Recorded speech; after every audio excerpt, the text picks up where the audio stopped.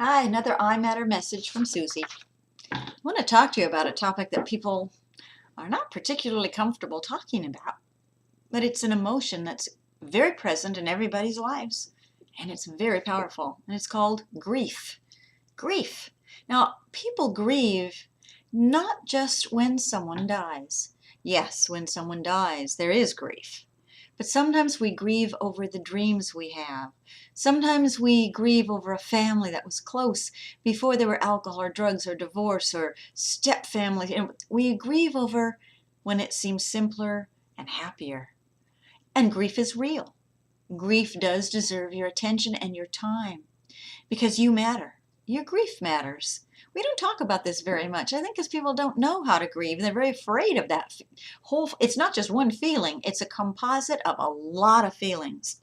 It can begin with feeling this isn't supposed to be happening to me, not believing it's real, not being able to accept or absorb or even relate to the terrible things that are happening around us. Then it can be feeling angry, very angry at other people, angry at ourselves, angry at God, an anger we can't even control. That can be grief. Then it can also feel like losing interest in all your friends or hobbies or anything that used to be special to you doesn't seem to matter at all anymore. That's grief. It comes in layers, and it isn't something that just happens one day.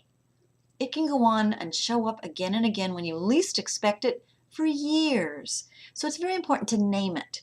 Today I'm feeling sad and mad and disappointed and lonely and just don't like life the way it is because it isn't what I expected and it isn't what I wanted. That's grief. If we talk about it, we name it, and then write about it. Sit down and write, I fear, I'm angry, I hurt, I'm grieving, I feel lost for all the things I wanted.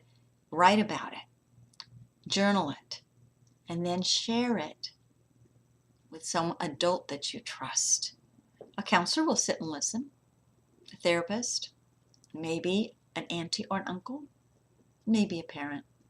Might not be too likely. It's hard for parents. They don't seem to know how to help their children grieve. I think they want all their children just to be easy and happy, and they don't want to deal with their own grief because they're so busy and overwhelmed. So the key here is to know you are not wrong and you're not bad if you have grief and all the feelings that go with it. But remember, we're as sick as our secret, so don't deny it, hide it, or suppress it. Express it in healthy ways. Thanks.